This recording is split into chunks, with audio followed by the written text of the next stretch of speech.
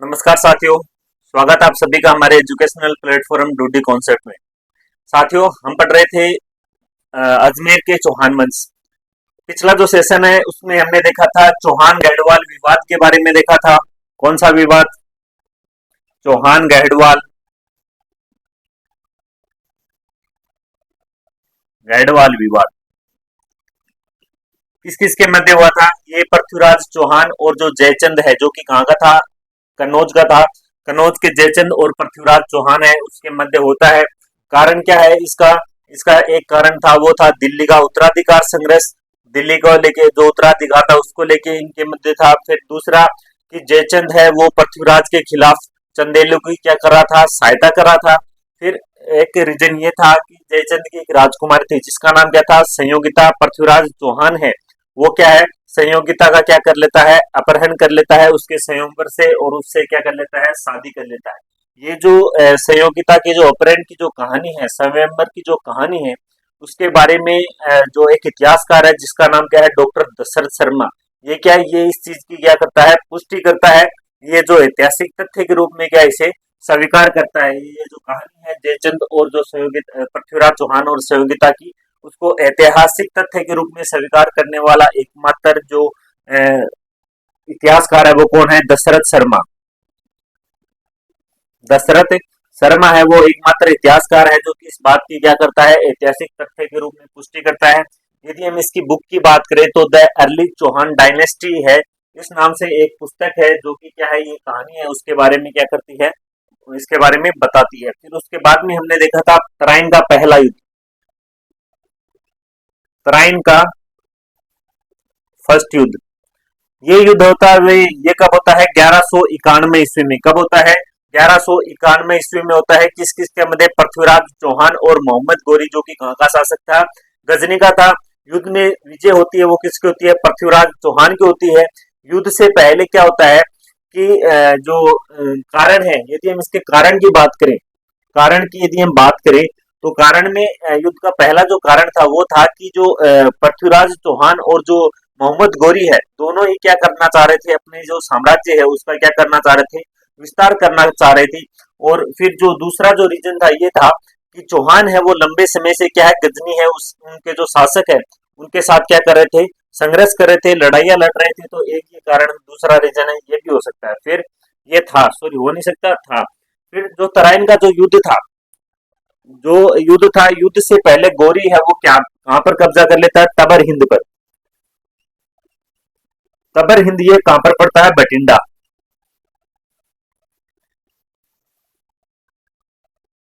तबर हिंद बठिंडा पर क्या कर लेता है? गोरी है वो क्या कर लेता है? कब्जा कर लेता है, अधिकार कर लेता है। और काजी जियाउद्दीन है, किसे? काजी जियाउद्दीन है उसे क्या करता है? बठिंडा का प्रशासक घोषित करता है। यहाँ का प्रशासक किसे घोषित करता है? काजी जियाउद्दीन। काजी जियाउद्दीन है उसे क्या करता है? बठिंडा का प्रशासक है वो क्या है? नियुक्त करता है। युद्ध में विजय होती है वो किसकी होती है? युद्ध के अंदर जो विन होता है वो होता है पृथ्वीराज। पृथ्वीराज चौहान है वो क्या करता है? युद्ध में विजय प्राप्त करता है। फिर जो दिल्ली का एक तोमर शासक था जिसका नाम क्या था? गोविंद राज तोमर। गोविंद राज तोमर है वो क्या करता है? युद्ध में गोरी को घायल कर देता है। उसके बाद तराइन के पहले युद्ध के बाद 1192 में, कब? 1192 में तराइन का दूसरा युद्ध होता है, गोरी और पृथ्वीराज चौहान के मध्य होता है। इसमें जो विजय है वो किसकी होती है? मोहम्मद गोरी है वो क्या युद्ध में जीत जाता है। और जो सिरसा के पास क्या है? पृथ्वीराज चौहान है उसे क्या कर लिया जाता है? गिरफ्तार कर लिया जाता है और उसे क्या है? मौत के घाट उतार दिया जाता है। ये जो जानकारी है ये हसन निजामी जो उसे क्या मार दिया जाता है। फिर एक इतिहासकार था, लेख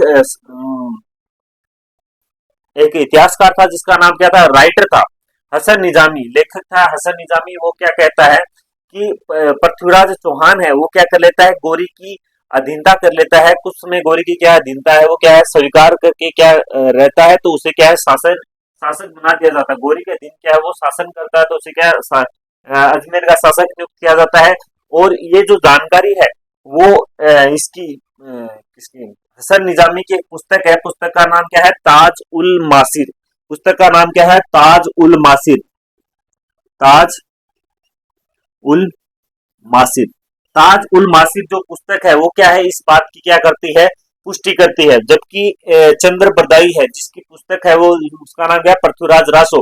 पृथ्वीराज रासो में वो चंद्र बरदाई है वो क्या कहता है कि जो पृथ्वीराज चौहान है उसे क्या है, बंदी बना दिया जाता है, और गौरी क्या है, उसे अपनी अधीनता स्वीकार करने का प्रयास करता है लेकिन वो नहीं करता है।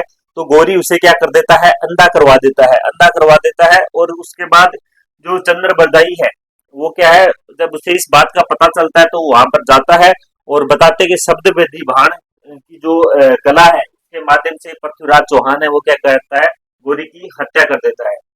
फिर युद्ध में तराइन का जो सेकंड युद्ध था उसमें यदि हम हार के यदि कारणों की बात करें, ये पृथ्वीराज चौहान है उसके हार के यदि कारणों की बात करें तो हार में क्या है, पहला रीजन ये था कि जो पड़ोसी राज्य थे उनसे क्या है, उसे किसी प्रकार का कोई सहयोग नहीं मिला, क्योंकि पृथ्वीराज है वो क्या है, जो पड़ोसी राज्य थे उनके साथ हमेशा क्या रहता था, उसका विवाद रहता था। फिर तराइन का जो पहला युद्ध है उसकी तुलना में तराइन के दूसरे युद्ध में पृथ्वीराज चौहान है उसकी जो सेना थी वो क्या थी, कम थी। फिर तीसरा रीजन था वो क्या था कि जो गोरी है, गोरी को युद्ध के लिए क्या है, समय तैयारी के लिए समय क्या है, अधिक दे देना। फिर गोरी क्या है, एक अच्छा सेनापति था, क्या गोरी एक अच्छा सेनापति था। उसने कूटनीति के माध्यम से, किसके माध्यम से, कूटनीति के माध्यम से है वो क्या करता है, जो उसे पृथ्वीराज चौहान है उसको क्या करता है, हराता है। फिर यदि हम बात करें तो साधनों की बात करें, युद्ध में साधनों की, तो जो तुर्क थे, तुर्कों के पास क्या थे, घोड़े थे। घोड़े क्या हमेशा फुर्तीले होते हैं, और जो पृथ्वीराज चौहान की जो सेना थी उसमें क्या थे, हाथी थे। हाथी हमेशा क्या है, धीरे चलता है, घोड़े क्या है, फुर्ती से दौड़ते हैं। तो इसका एक रीजन ये भी था। और फिर यदि हम एक रीजन और बात करें तो सोर्स में, तो क्या था कि जो पृथ्वीराज चौहान है उसकी सेना के मुकाबले जो गोरी की जो सेना थी उनके पास क्या थे, हल्के और अच्छे हथियार थे, जो कि क्या है, युद्ध में क्या है, अच्छी तरीके से राजपूतों से क्या है, लड़ने के लिए उनके अच्छी तरीके से क्या है, यूज में आए। फिर तराइन के युद्ध के यदि हम महत्व की बात करें, उसके बाद हमने देखा था तराइन के युद्ध का महत्व है। यदि महत्व की यदि हम बात करें तो पृथ्वीराज चौहान है उसकी हार के बाद गौरी के जो उत्तराधिकारी हैं उनके लिए भारत में शासन करना क्या है, आसान हो गया था। फिर जो पृथ्वीराज चौहान है वो क्या है, अंतिम राजपूत राजा था जिसने दिल्ली पर क्या किया था, अधिकार किया था। तुर्क शासन की स्थापना के बाद भारत में क्या है, विदेशी शासन का क्या सिलसिला क्या हो जाता है, प्रारंभ हो जाता है, जो कि कब तक चलता है, 1947 तक। कब, 1947 तक क्या है, ये सिलसिला चलता रहता है भारत पर तुर्कों के आक्रमण के बाद, जो विदेशी आक्रमण है उनके। फिर जो तुर्क शासक थे उन्होंने जो भारतीय संस्कृति थी उन उसके ऊपर क्या, इसका तुर्क आक्रमण का सकारात्मक और नकारात्मक दोनों पक्षों में क्या है, प्रभाव देखने को मिलता है। सकारात्मक प्रभाव की यदि हम बात करें तो जो भारत में क्या है, इंडो और इस्लामिक, कैसे, इंडो और इस्लामिक साजिश संस्कृति है उसका क्या होता है, उदय होता है, जिससे क्या है, जिसका प्रभाव किस पर, स्थापत्य कला पर, साहित्य पर, संगीत पर, और जो चित्रकला है उन पर क्या है, देखने को मिलता है। साथ ही जो भारत में क्या है, सूफी और जो भक्ति आंदोलन है उनका भी क्या होता है, प्रारंभ होता है। फिर यदि हम नकारात्मक पहलू की बात करें तो तुर्कों ने क्या है, हिंदू और जो बौद्ध मठ थे उनको क्या है, तुड़वा दिया, जिससे कि क्या है, इनकी संस्कृति को क्या हुआ, नुकसान हुआ। 12वीं शताब्दी के बाद जो बौद्ध है, बौद्ध संस्कृति है वो भारत से क्या हो गई थी, लगभग समाप्त हो गई थी। फिर तुर्कों ने क्या है, जो शिक्षा के जो केंद्र थे, शिक्षा के जो केंद्र थे उनको क्या कर दिया था, नष्ट कर दिया था, जिससे भारतीय जो शिक्षा व्यवस्था है उस पर भी क्या पड़ता है, इसका असर देखने को मिलता है। फिर सांस्कृतिक उपलब्धियों की बात करें पृथ्वीराज चौहान की, तो सांस्कृतिक उपलब्धियों में हम देखें तो इसने क्या है कि एक विभाग की, कला और संस्कृति विभाग की क्या है, स्थापना की, इसकी कला और संस्कृति विभाग की, कला संस्कृति विभाग, कला संस्कृति जो विभाग है उसकी क्या करता है, ये स्थापना करता है। और इसका एक मंत्री था, मंत्री का नाम क्या था, पद्मनाभ। पद्मनाभ है उसे क्या बनाता है, ये इसका अध्यक्ष बनाता है। क्या बनाता है, अध्यक्ष बनाता है। किसे, पद्मनाभ को क्या बनाता है, अध्यक्ष बनाता है। दिल्ली के पास पिथौरागढ़ का जो किला है उसका निर्माण करवाने वाला भी कौन था, पृथ्वीराज चौहान था। फिर इसके दरबारी विद्वानों की बात करें तो एक था चंद्रबरदाई, जिसका वास्तविक नाम क्या था, पृथ्वी भट्ट। चंद्रबरदाई है उसने लिखी थी पृथ्वीराज रासो। कौन सी पुस्तक लिखी थी, पृथ्वीराज रासो लिखी थी। जयनायक भट्ट है, जयनायक ने क्या लिखी थी, पृथ्वीराज विजय। और जो उसके बाद एक था विश्व स्वरूप, वागीश्वर, जनार्दन, विद्यापति गौड़, और अंतिम था वो कौन था, आसाधर। आसाधर ये क्या थे, इनके दरबारी विद्वान थे। फिर पृथ्वीराज चौहान के लिए मूल्यांकन की बात करें तो पृथ्वीराज चौहान को क्या है, एक अपरिपक्व सेनापति और अदूरदर्शी राजा का क्या इस पर आरोप लगा था। रीजन ये था जो कि क्या है, ये सही नहीं था, क्योंकि जो तराइन का जो युद्ध हुआ था, तराइन का जो सेकंड युद्ध हुआ था, उसमें पृथ्वीराज चौहान है उसकी क्या होती है, हार होती है। लेकिन उससे पहले जितने भी युद्ध हुए थे उसमें क्या है, पृथ्वीराज चौहान वो क्या है, जीतता है। तो इससे क्या ये चीज स्पष्ट होती है कि पृथ्वीराज चौहान एक अपरिपक्व क्या है, सेनापति नहीं था और अदूरदर्शी क्या है, राजा नहीं था। फिर दूसरा ये था कि जो दुश्मन की भागती हुई सेना है उस पर क्या है, आक्रमण नहीं किया, माफी मांगने पर क्या है, शत्रुओं को क्या कर देना, माफ कर देना। ये जो चीजें ये क्या है, हमारी जो संस्कृति है, भारतीय जो संस्कृति है उसके बारे में क्या है, बताती है। ये क्या है, उस समय के क्या थे, आदर्श थे कि वो भी क्या है, नियत थे पर क्या थे, वार नहीं करना। ये क्या थी, पहले हमारी जो संस्कृति थी उसकी क्या है, विशेषता थी।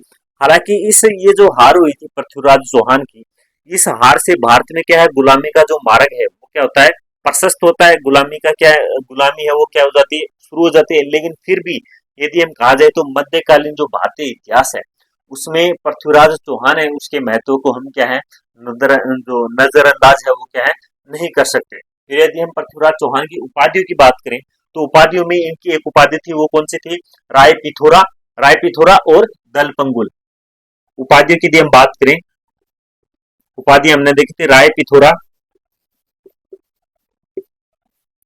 राय पिथोरा, और दूसरी कौन सी थी, दलपंगुल।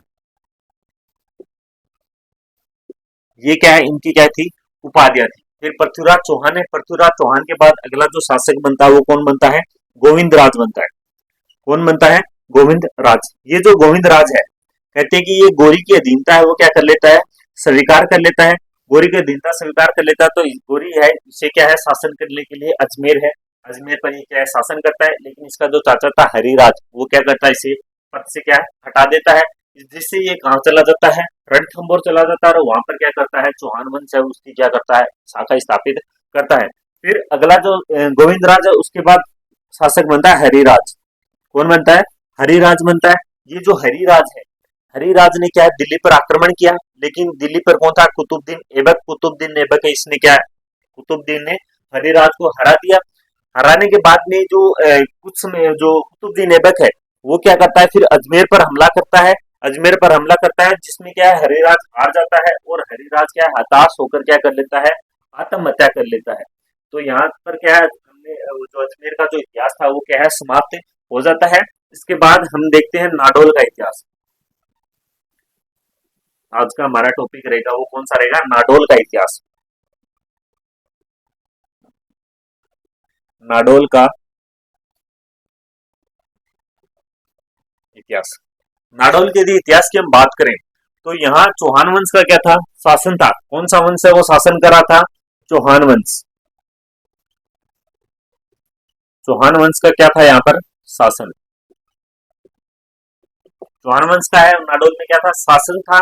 यदि हम इसके शासक की बात करें तो पहला जो शासक है वो कौन बनता है, लक्ष्मण राज। लक्ष्मण राज। ये जो लक्ष्मण राज है, लक्ष्मण राज है, इसने 690 ईस्वी में, 690 ईस्वी में इसने क्या, नाडोल में चौहानों की जो ब्रांच थी, चौहान राज्य है उसकी क्या करता है, स्थापना करता है। और अपनी जो कुलदेवी है जिसका नाम क्या था, आशापुरा माता, आशापुरा माता है उसके मंदिर है, मंदिर का क्या करवाता है, ये निर्माण करवाता है। तो इसने कब की थी, 690 ईस्वी में, 690 में इसने नाडोल में,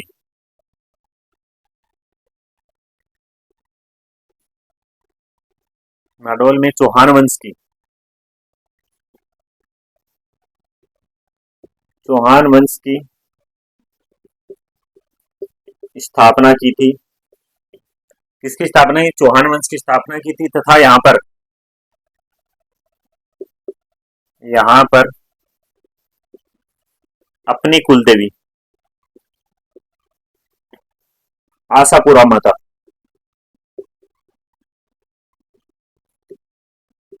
आशापुरा माता के मंदिर का निर्माण करवाया, मंदिर का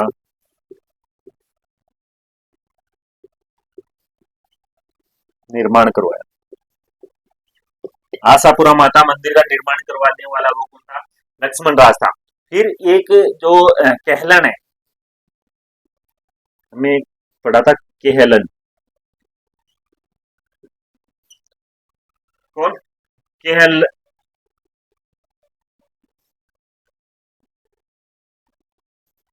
केहलन, ये जो केहलन है, ये इसने काइंद्री का जो युद्ध हुआ था, काइंद्री के युद्ध में इसने क्या लिया था, केहलन ने क्या लिया था, भाग लिया था।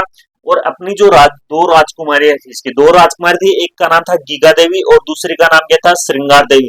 गीगा देवी और श्रृंगार देवी है, इसका जो विवाह है, इन दोनों का विवाह है, वो परमार राजा धारवर्ष, धारवर्ष है उसके साथ क्या करता है, धारवर्ष परमार है उसके साथ क्या है, ये शादी करता है। अपनी दो बेटियां थी, दो राजकुमारियां थी उनका। तो केलन है, उसने कौन सा युद्ध में, ये है काइंद्रा, काइंद्रा के युद्ध में भाग लेता है। कौन? केहलन, केहलन है वो किसमें, काइंद्रा के युद्ध में क्या लेता है, भाग लेता है। इसकी राजकुमारियां, इसने अपनी दो राजकुमारियां,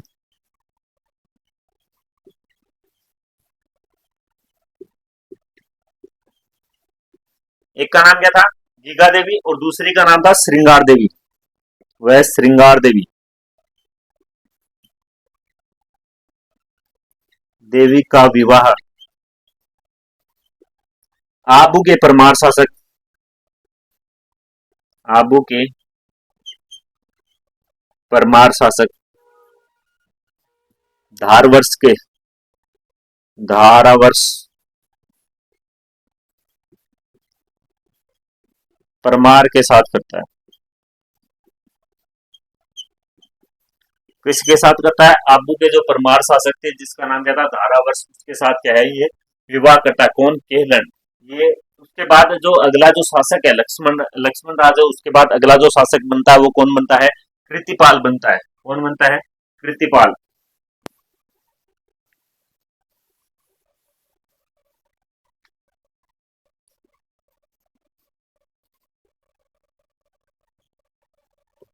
कृतिपाल, ये जो कृतिपाल है, ये केलन का क्या था, छोटा भाई था, जो बाद में कहाँ चला जाता है, जालोर चला जाता है। वो वहां पर क्या करता है, जालोर की क्या करता है, जालोर में चौहानों की जो ब्रांच है उसकी क्या करता है, स्थापना करता है।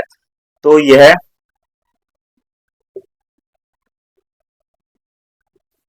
केलन का छोटा भाई था।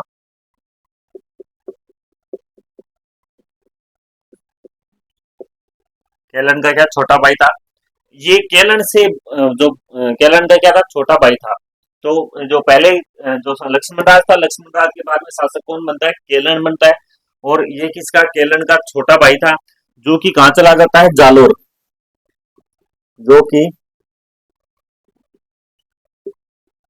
जालोर चला जाता है।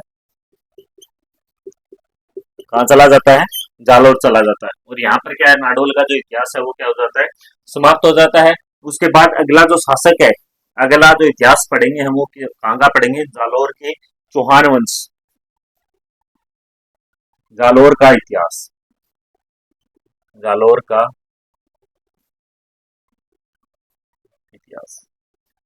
जालोर के यदि हम इतिहास की बात करें, तो जो जाबालिक ऋषि है, जाबालिक ऋषि के कारण इस ये जो क्षेत्र है इसका नाम क्या पड़ा था, जाबालीपुर। और यहाँ पर क्या है, जाल के जो पेड़ है उनकी क्या है, अधिकता पाई जाती है। अधिकता पाए जाने के कारण इसे किस नाम से जाना जाने लगा, कि जालोर है उसके नाम से क्या है, जाना जाने लगा था। तो जाबालिक ऋषि के कारण क्या नाम पड़ा था इसका,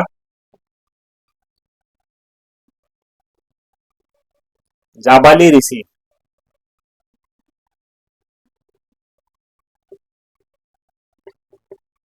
ऋषि के नाम पर इसका नाम जाबालीपुर, जाबालीपुर रखा गया। तथा जाल वृक्ष, जाल वृक्ष की अधिकता के कारण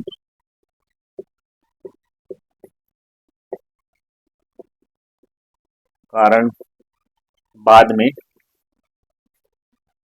जालोर कहा जाने लगा। जालोर कहा जाने लगा। जाल वृक्ष उसकी अधिकता के बाद कारण इसे क्या कहा जाने लगा था? जालोर है वो क्या कहा जाने लगा था। फिर जो जालोर है, जालोरों में किसके, चौहान जो राजवंश है उसकी क्या थी, चौहान राजवंश है उसका क्या था, शासन था। किनका शासन था? चौहानों का। तो जालोर में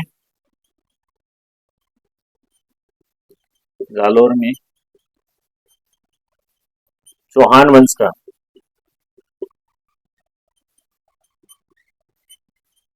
शासन था। किसका शासन था? चौहान वंश है उसका क्या था, शासन था।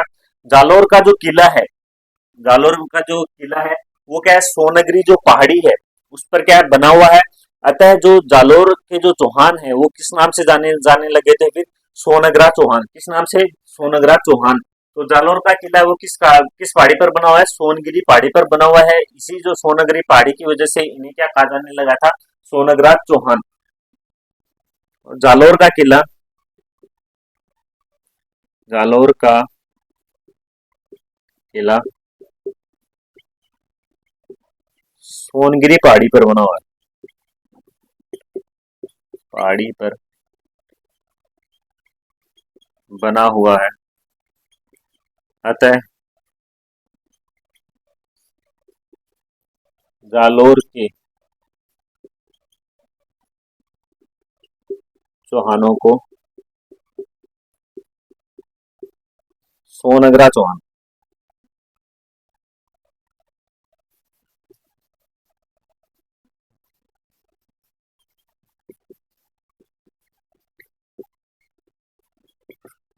क्या कहा जाने लगा है? सोनगरा चौहान है वो क्या है, कहा जाने लगा था।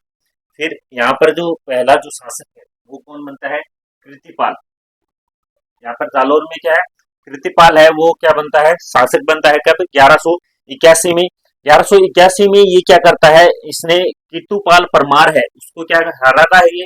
किंतुपाल परमार को हराने के बाद में यह क्या करता है, जालोर में चौहानों की क्या करता है, स्थापना करता है। तो जो शासक है, पहला जो शासक है वो कौन आता है चौहानों में?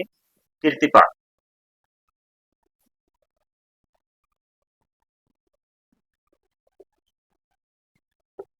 ये जो कीर्तिपाल है 1181 में, 1181 ईस्वी में ये है शासक है। शासक का नाम क्या था? किंतुपाल। किंतुपाल परमार को हराकर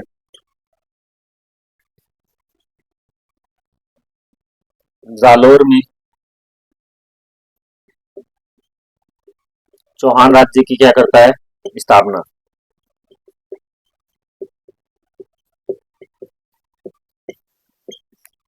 जालोर में क्या करता है, जो चौहान राज्य है उसकी क्या करता है, स्थापना करता है। फिर जो सुंदा अभिलेख है, सुंदा अभिलेख है उसमें इसे राजराजेश्वर कहा गया है।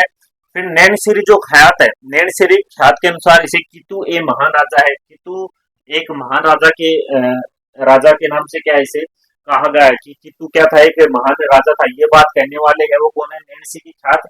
और जो सुंदा विलेख है, सुंदा विलेख के अनुसार क्या है, इसे राजराजेश्वर कहा है। तो सुंदा विलेख में,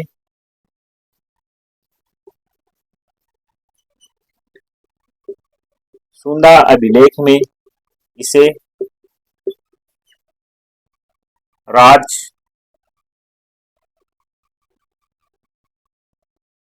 सुंदा अभिलेख, उसमें इसे क्या किस नाम से जाना गया है?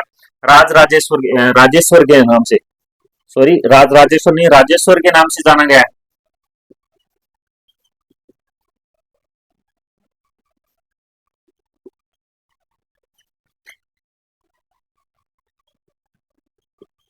राजेश्वर है उसके नाम से क्या जाना जाता है। नैन सिरी ख्यात है, नैन सिरी ख्यात में क्या कहा गया है कि तू एक क्या है, महान राजा था। नैन सिरी ख्यात ख्यात के अनुसार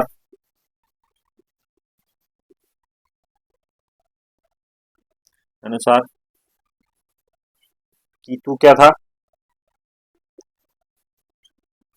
महान राजा था। ये बात कौन कहता है? नैणसीरी जो ख्यात है वो क्या है, ये बात कहती है। फिर अगला जो शासक है वो कौन बनता है? समर सिंह बनता है। समर सिंह है वो क्या करता है कि समर सिंह ने जो परकोटा है, शस्त्रागार है और जो कोषागार है उसको उसका जो निर्माण कराने वाला था वो कौन था? समर सिंह था। तो अगला शासक है वो कौन है? समर सिंह।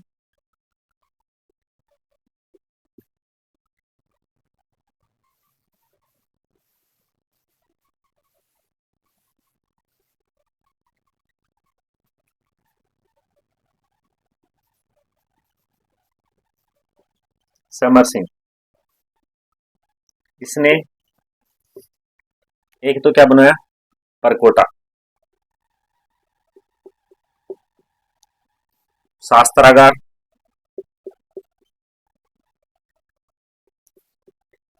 परकोटा, शास्त्रागार और कोषागार,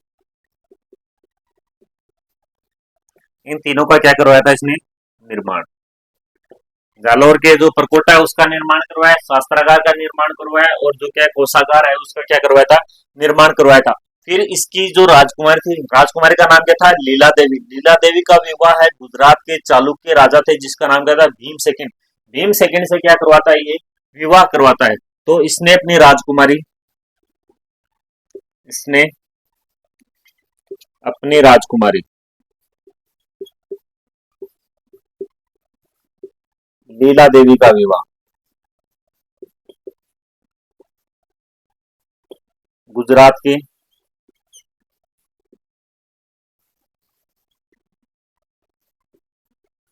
चालुक्य राजा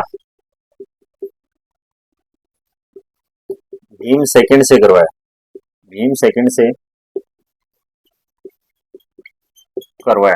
गुजरात के चालुक्य राजा है भीम सेकंड, जिससे क्या है अपनी राजकुमारी है उसका क्या करवाता है? ये विवाह करवाता है। फिर समर सिंह के बाद अगला जो राजा बनता है वो कौन बनता है? उदय सिंह बनता है। उदय सिंह ने इल्तुतमिश से नाडोल और जो मंडोर है, मंडोर क्या है छीन लेते हैं। और इसने क्या है गुजरात का जो गुजरात के जो लवण प्रसाद है, लवण प्रसाद को भी क्या है हराता है। कौन? उदय सिंह। अगला राजा है वो कौन है? उदय सिंह है। उदय सिंह किसको? इल्तुतमिश से नाडोल और मंडोर है वो क्या छीनता है? तो यह इल्तुतमिश से, तमिश से नाडोल तथा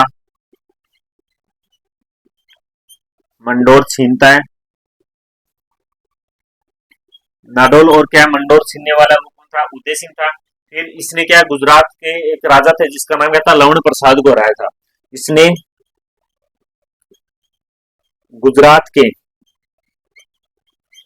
लवण प्रसाद को क्या है हराया था? लवण प्रसाद को हराया था। लवण प्रसाद को हराने वाला है वो भी कौन था? उदय सिंह था।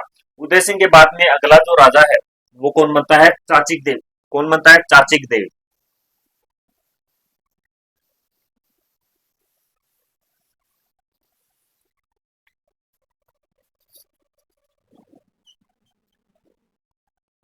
चाचिक देव। ये जो चाचिक देव है इसकी यदि हम उपाधि की बात करें तो महाराजा धीराज है इसकी क्या थी? उपाधि थी। उपाधि की यदि हम बात करें तो वो क्या थी? महाराजा धीराज। महाराजा धीराज। ये किसकी उपाधि थी? चाचिक देव है उसकी उपाधि थी। फिर इसने जो नासुरुद्दीन है, नासुरुद्दीन मोहम्मद और बलबन है, बलबन को क्या जालोर पर आक्रमण करने की क्या ये इसके जो टाइम पीरियड में कौन? नासुरुद्दीन मोहम्मद और जो बलबन है वो क्या जालोर पर आक्रमण करने की क्या हिम्मत नहीं कर पाए थे। कौन कौन? एक तो नासिरुद्दीन मोहम्मद और एक को था बलबन। नासिरुद्दीन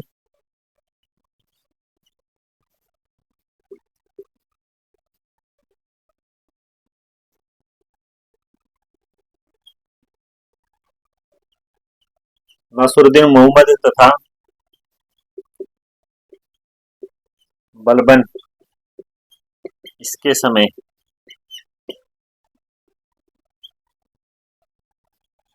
जालौर पर आक्रमण की हिम्मत नहीं कर सके। जालौर पर आक्रमण की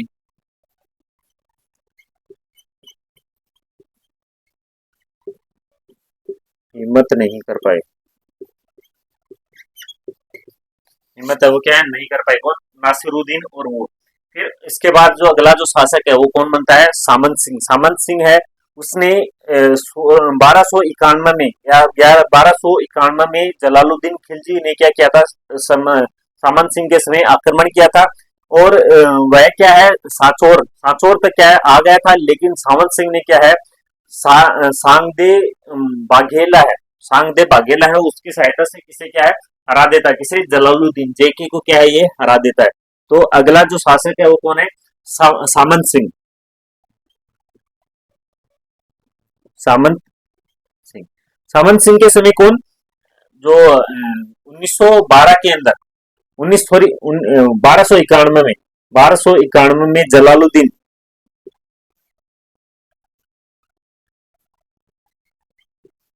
कौन, जलालुद्दीन जो खिलजी है,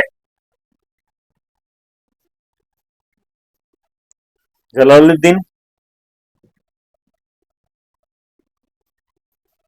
जलालुद्दीन खिलजी है, वो क्या करता है, जलालुद्दीन ने आक्रमण किया और वह कहा, सांचौर तक चला जाता है। जलालुद्दीन खिलजी ने आक्रमण किया तथा वह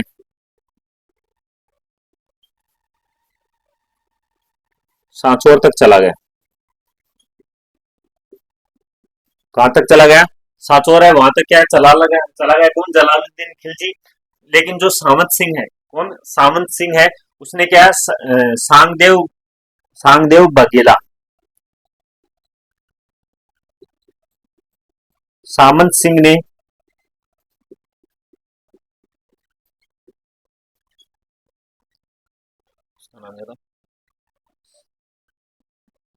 सारंग बघेला, सारंग देव बघेला, सारंग देव बाघेला, सारंग देव बाघेला है, उसकी सहायता से, बाघेला की सहायता से यह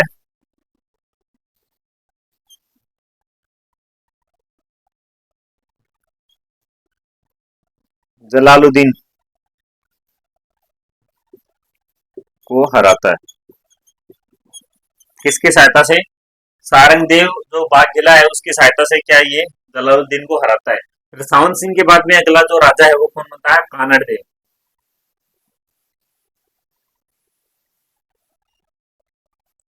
अगला जो राजा है वो कौन बनता है, कानड़ देव।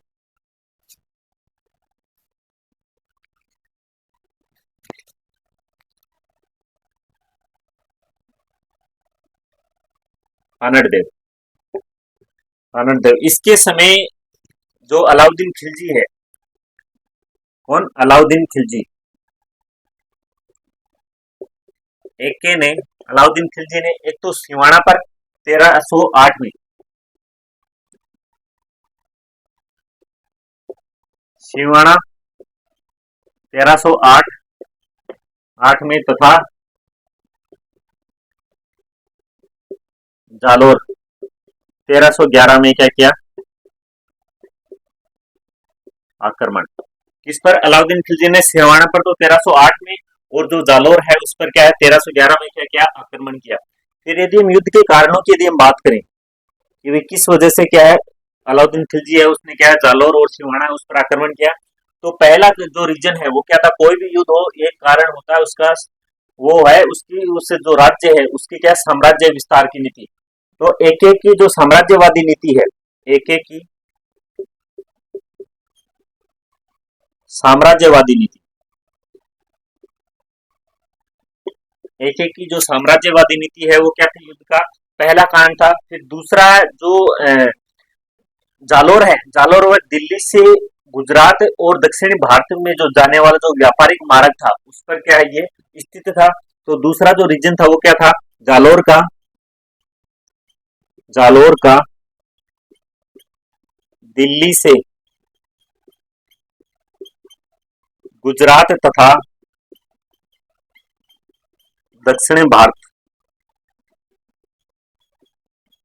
जाने वाले व्यापारिक मार्ग पर स्थित होना।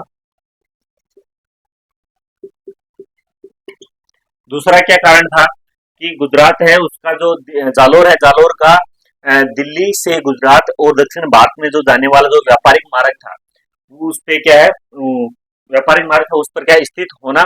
फिर गुजरात आक्रमण के दौरान अलाउद्दीन खिलजी है, अलाउद्दीन खिलजी को जालोर से क्या है गुजरने नहीं देना, गुजरात आक्रमण के समय, जीजे आक्रमण के समय, गुजरात आक्रमण के समय,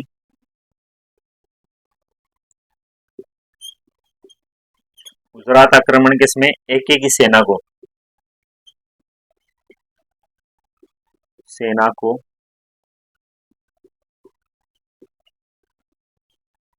जालौर से न गुजरना, जालौर में से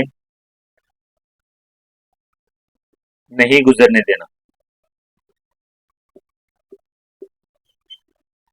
जो अलाउद्दीन की सेना है उसको क्या है जालौर से क्या है गुजरने नहीं दिया जाता था। फिर जो कानड़ देव है, कानड़ देव का एक सेनापति था जिसका नाम क्या था, जेता देवड़ा।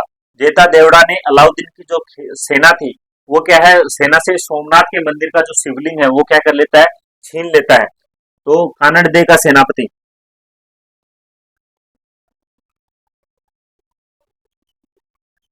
कानड़ देव का सेनापति, सेनापति का नाम क्या था, जेता देवड़ा। कौन, जेता, जेता देवड़ा ने एके की सेना से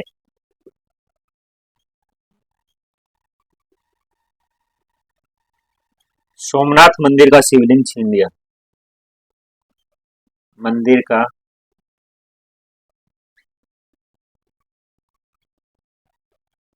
शिवलिंग छीन लिया। किसने, जेता देवड़ा ने क्या किया था, कानड़ देव जो अलाउद्दीन खिलजी की जो सेना थी उससे क्या है ये छीन लेता है। फिर जो एक इतिहासकार था, इतिहासकार है वो फरिश्ता, फरिश्ता के अनुसार अलाउद्दीन खिलजी है उसका क्या एक सेनापति था, आइन उल मुल्क मुल्तानी। कौन, आइन उल मुल्क मुल्तानी।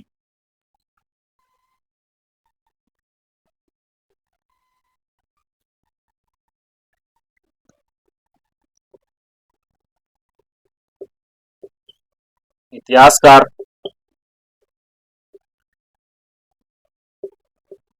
फरिश्ता के अनुसार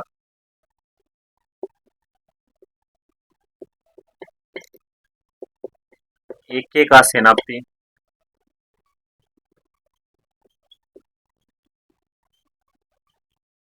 आइन उल मुल्क मुल्तानी। आइन उल मुल्क मुल्तानी है वो कानड़ देव को समझाकर कहां पे लेके गया था, दिल्ली लेकर गया था। मुल्तानी ने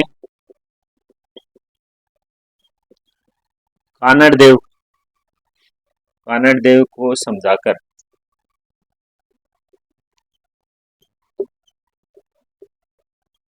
दिल्ली ले गया, दिल्ली ले गया। लेकिन वहां पर वह एक अलाउद्दीन खिलजी की युद्ध चुनौती, चुनौती को स्वीकार कर लेता है। किसे, अलाउद्दीन खिलजी है उसकी क्या जो युद्ध जो चुनौती है उसको क्या है स्वीकार कर लेता है।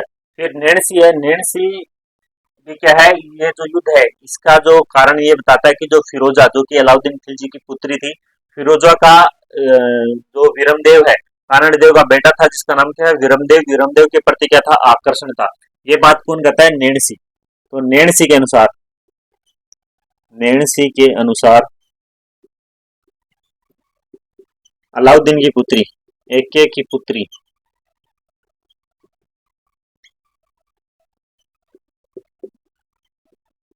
फिरोजा का, फिरोजा का विरमदेव के प्रति, देव के प्रति आकर्षण था।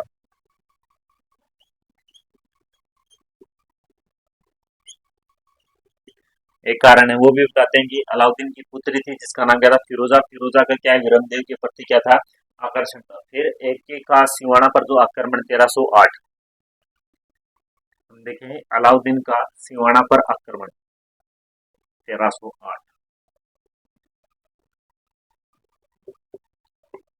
सिवाना पर आक्रमण 1308। इसके समय जो सिवाना जब आक्रमण हुआ था, इस समय जो सिवाना था, सिवाना है वो सातल देव और जो सोम के है उसके पास था। किसके पास था, सातल देव और सोम। तो युद्ध के समय सिवाना सातल देव तथा सोम के पास था,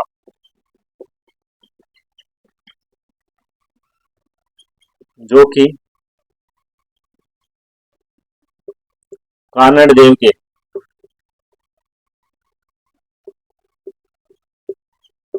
भतीजे थे। किसके भतीजे थे ये, कानड़ देव है उसके क्या थे ये, भतीजे थे। एक जो सेनापति था, बागल जो सेनापति था, वो क्या करता है, कानड़ देव के साथ विश्वास,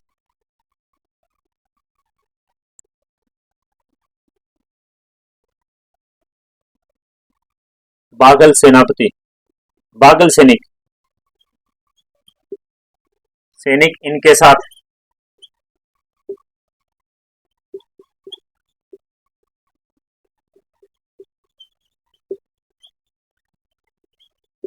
विश्वासघात करता है। बागल सैनिक था, वो क्या करता है, इनके साथ क्या करता है, विश्वासघात करता है, जो इनकी जो हार का एक कारण बन जाता है।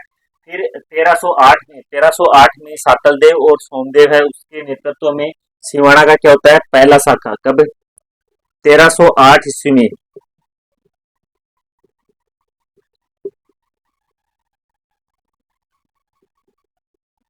सातल देव तथा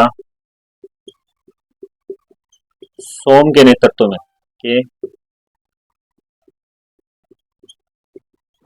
में सिवाना का पहला शाखा होता।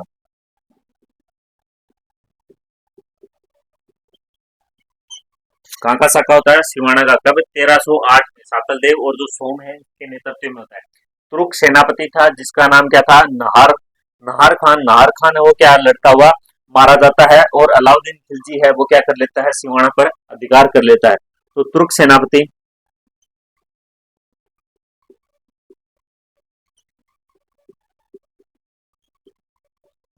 नाहर खान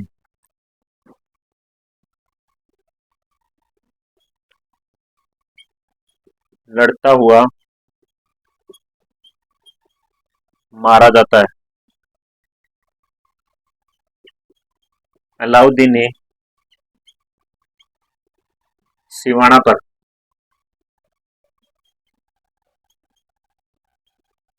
अधिकार कर लिया। अलाउद्दीन है वो काम पर अधिकार कर लेता है, सिवाना है सिवाना पर क्या कर लेता है, अधिकार कर लेता है। और सिवाना है सिवाना का नाम बदल कर क्या कर देता है, खैराबाद कर देता है।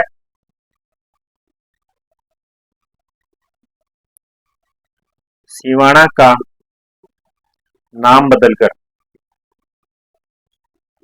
क्या कर देता है, खैराबाद।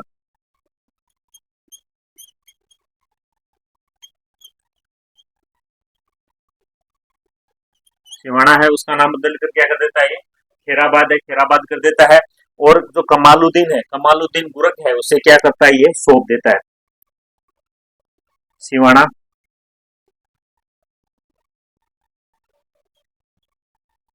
कमालुद्दीन गुर्ग को सौंप देता है। सिवाना किसे सौंप देता है, कमालुद्दीन जो गुर्ग है उसे क्या है, सिवाना सौंप देता है। फिर सिवाना है, सिवाना का जो किला है वो, ये जो किला है ये किसकी चाबी है, सिवाना को किसकी, जालोर की चाबी कहा जाता है, जालोर के किले की चाबी, किले की चाबी। जालोर के किले की चाबी है वो किसे कहा जाता है, सिवाना को कहा जाता है। फिर ये जो तुर्क थे, तुर्कों ने क्या किया, सांचौर के जो महावीर मंदिर है उसे क्या करता है, तोड़ देता है, और जो भीलवाल के जो शिक्षा केंद्र थे उनको भी क्या कर देते हैं, नष्ट कर देते हैं। तुर्कों ने क्या किया, तुर्कों ने एक तो जो मंदिर है कहाँ का, सांचौर का, सांचौर के महामंदिर, नहीं सॉरी, सांचौर का जो महावीर मंदिर है, सांचौर में एक मंदिर था, कौन किसका, महावीर, महावीर मंदिर को तोड़ दिया, तोड़ा, तथा भीनमाल के विद्या केंद्रों को नष्ट कर दिया। तुर्कों ने क्या किया, सांचौर का जो महावीर मंदिर था उसे तोड़ दिया, और जो भीनमाल के जो शिक्षा केंद्र थे उनको क्या कर दिया, नष्ट कर दिया। फिर एक युद्ध है, मालकाना का युद्ध।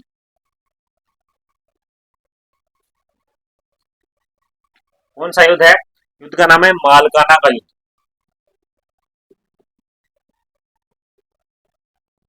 मालकाना का युद्ध, ये जो युद्ध है, कानड़ देव ने तुर्क सेना को क्या इसमें हराता है मालकाना के युद्ध में, और जो तुर्क सेनापति है शख्स खान उसको क्या कर लेता है, गिरफ्तार कर लेता है। तो कानड़ देव ने तुर्क सेना को हराया, तथा सेनापति सेनापति का नाम क्या था,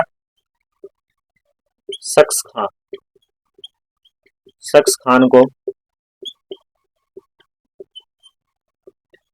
गिरफ्तार कर लिया।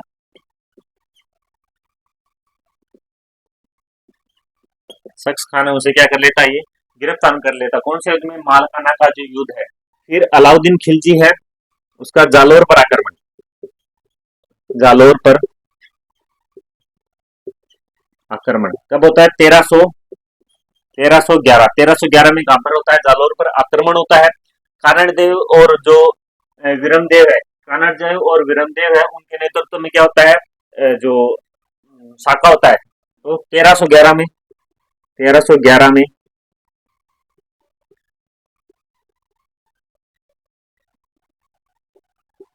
कानड़ देव तथा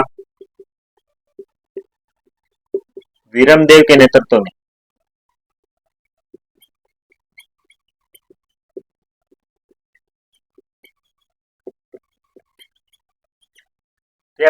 में कानड़ देव और जो वीरमदेव है उसके नेतृत्व में क्या होता है, साका होता है। एक जो बीका दहिया है, बीका दहिया ने क्या किया था, कानड़ देव के साथ विश्वासघात,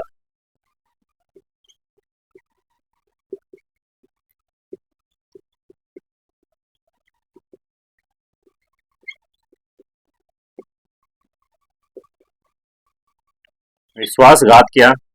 ये तो ये जो बीका दहिया है, इसे बीका दहिया की एक रानी थी, विश्वासघात किया, तो इसकी जो पत्नी थी, पत्नी का नाम क्या, हीरा दे, इसे इसकी पत्नी हीरा दे ने मौत के घाट उतार दिया।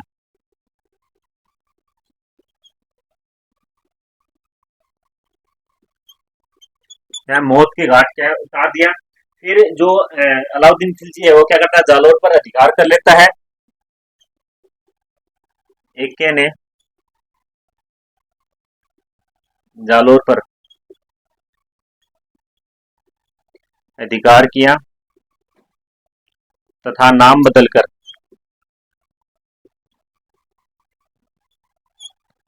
जलालाबाद कर दिया।